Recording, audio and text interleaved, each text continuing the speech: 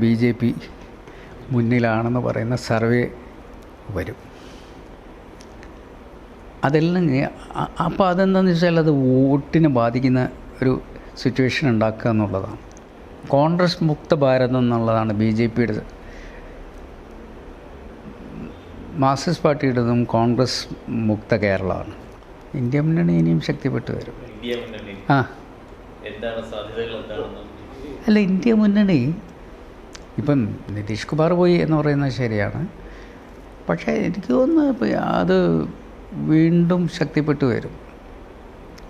India മുന്നണി ഇനിയും ശക്തിപ്പെട്ടു വരും.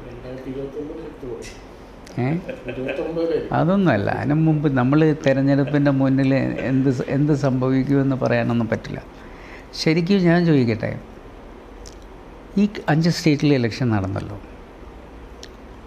നമ്മളതിനെ ശരിക്കും ക്രിട്ടിക്കലി പരിശോധിക്കുകയാണെങ്കിൽ കോൺഗ്രസ് അവിടെ വീക്കാണെന്ന് നമുക്ക് പറയാൻ പറ്റില്ല. നമുക്ക് പിന്നെ ഇതിൽ 3 സ്റ്റേറ്റ് മാത്രം എടുക്കുകയാണെന്ന് വെച്ചുള്ളൂ. ചെറിയ ഡിഫറൻസിൽ കോൺഗ്രസ്സിന് കൂടുതൽ വോട്ട് ഷെയർ ഉണ്ട്, ആന്ധ്രയും ഇതൊക്കെ എടുക്കുകയാണെങ്കിൽ. 5 സ്റ്റേറ്റ് വരുന്ന സമയത്ത് അവരുടെ ഡിഫറൻസ് വെരി നാരോ മാർജിനിലാണ് ഡിഫറൻസാണ്. അത് ഇന്ത്യ മുന്നണി ഇല്ലാതെ ആണ് പല സ്ഥലത്തും മത്സരിച്ചത്. ശരിക്കും ഒരു ഇന്ത്യ മുന്നണി എന്ന് ശരിക്കും എന്തിനാണ് നിതീഷ് കുമാറിനെ പിന്നെ BJP കൊണ്ടുവന്നത്? So they are afraid of coming election. അല്ലെങ്കിൽ എന്തിനാണ് നിതീഷ് കുമാറിന് അവർക്ക് ആവശ്യം?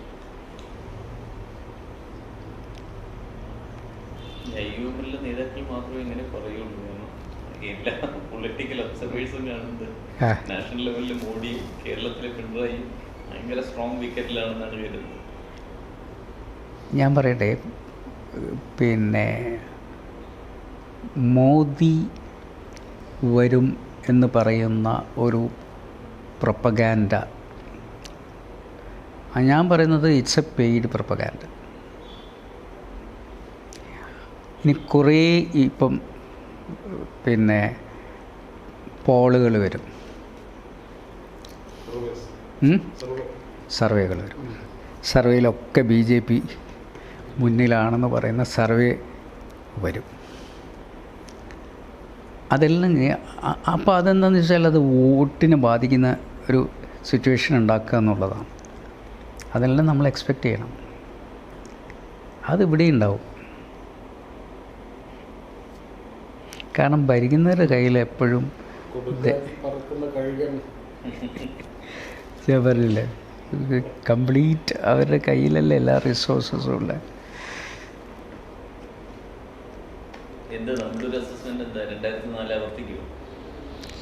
എവിടെ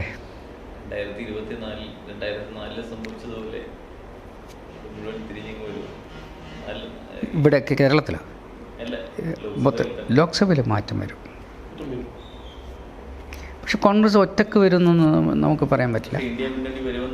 ഇന്ത്യ മുന്നണി പല സ്ഥലത്തു നിന്നുള്ള ഇപ്പം ചില സംഘടന ഇവർ പറഞ്ഞിട്ടുള്ളത് നമ്മൾ വേറെ മത്സരിക്കുകയും എന്നിട്ടിത് കഴിഞ്ഞാൽ ഞങ്ങൾ ഇന്ത്യ മുന്നണിയുടെ, അങ്ങനെയുണ്ട്. ചിലവർ അവരുടെ സ്ട്രെങ്ത് നോക്കിയിട്ട് വരും, എന്നിട്ട് വന്നു കഴിഞ്ഞാൽ ഇന്ത്യ മുന്നണി എന്ന് പറയുന്നൊരു മുന്നണിയുടെ ഫോർമേഷനിലേക്ക് വരും.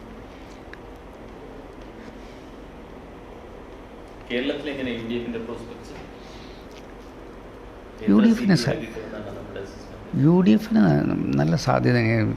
സീറ്റിൻ്റെ കണക്കൊക്കെ നമുക്ക് ഇവാലുവേറ്റ് ചെയ്യാനായിട്ടില്ല, എങ്കിലും UDF ഗവൺമെൻറ് വരും. പാർലമെൻറ്റിൽ UDF ഇതേ 19 തന്നെ നിൽക്കും. 19 20 ആക്കണമല്ലോ. 21 ആക്കാൻ കഴിയുന്നില്ല, അപ്പുറത്തുനിന്ന് എടുക്കേണ്ടി വരും, കർണാടകത്തിൽ നിന്ന്. നമ്മുടെ എൻ്റെ കോൺവെർസേഷനിൽ ഡോക്ടർ NK മുനീർ പറയുന്ന മുഴുവൻ CPM-നെതിരെയാണ്, BJP-ക്കെതിരെ ഒന്നും പറയുന്നില്ല. BJP അല്ലേ ഞാൻ പറഞ്ഞത്, BJP. അയ്യോ ശരി, BJP-ക്കെതിരെ ബുക്ക് ചെയ്ത ആളാ ഞാൻ. അല്ല, ഇവിടുത്തെ ഒരു BJP പൊളിറ്റിക്സിനെ പറ്റി കാരണം ഇവിടുത്തെ BJPക്ക് യാതൊരു, അവർ ശരിക്കും ഞങ്ങൾ നോക്കേണ്ടത് ഈ പറഞ്ഞ മാതിരി എവിടെയെങ്കിലുമൊക്കെ ഇവർ അന്തർധാര ഉണ്ടാക്കുമോ നോക്കിയാൽ മതി CPM ആയിട്ട്. കാരണം ഇവിടെ അവർക്ക് കോൺഗ്രസിൻ്റെ നമ്പേഴ്സ് കുറക്കുക എന്നുള്ളതേ അവരുടെ കാര്യമുള്ളൂ. CPM അവിടെ പോയതുകൊണ്ട് അവർക്കൊരു പ്രശ്നമൊന്നുമില്ല. അപ്പോൾ കോൺഗ്രസിൻ്റെ നമ്പർ കുറക്കുക എന്നുള്ളത്. അതുകൊണ്ടാണല്ലോ കോൺഗ്രസ് മുക്ത ഭാരതം എന്നുള്ളതാണ് BJPയുടെ, മാർക്സിസ്റ്റ് പാർട്ടിയുടേതും കോൺഗ്രസ് മുക്ത കേരളമാണ്. അപ്പോൾ രണ്ടുപേരുടെയും ഒരേ തിയറി അല്ലേ?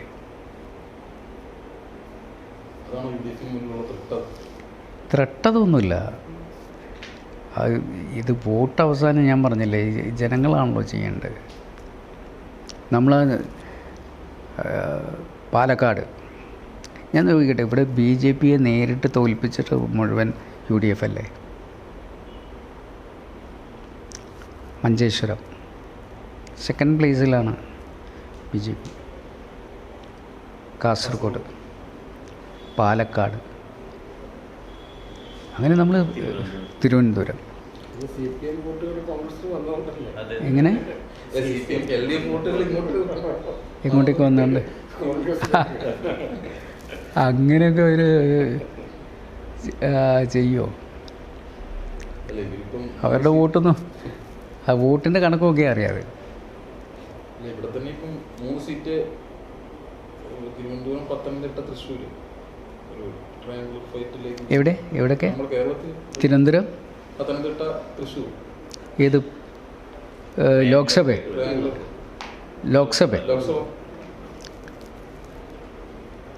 അതൊക്കെ എനിക്ക് തോന്നുന്നു. തൃശ്ശൂരൊക്കെ നമ്മൾ എന്തിനു പറഞ്ഞാലും അവിടെ ഒരു ഭയങ്കരമായ, തൃശ്ശൂരും ട്രിവാൻഡ്രത്തും ഒന്നും അങ്ങനെ സംഭവിക്കാറില്ലല്ലോ. നിയമസഭയിൽ ഒരിക്കൽ അത് O രാജഗോപാൽ എന്ന് പറയുന്ന അദ്ദേഹം തോറ്റ് അവർക്ക് സങ്കടം തോന്നിയിട്ട് ജയിപ്പിച്ച. പുള്ളി വന്നിട്ട് പുള്ളി ഏത് മുന്നണിയിലാന്ന് തന്നെ പുള്ളിക്ക് മനസ്സിലാവാതെ പുള്ളി സ്പീക്കർക്ക് വോട്ടൊക്കെ ചെയ്ത്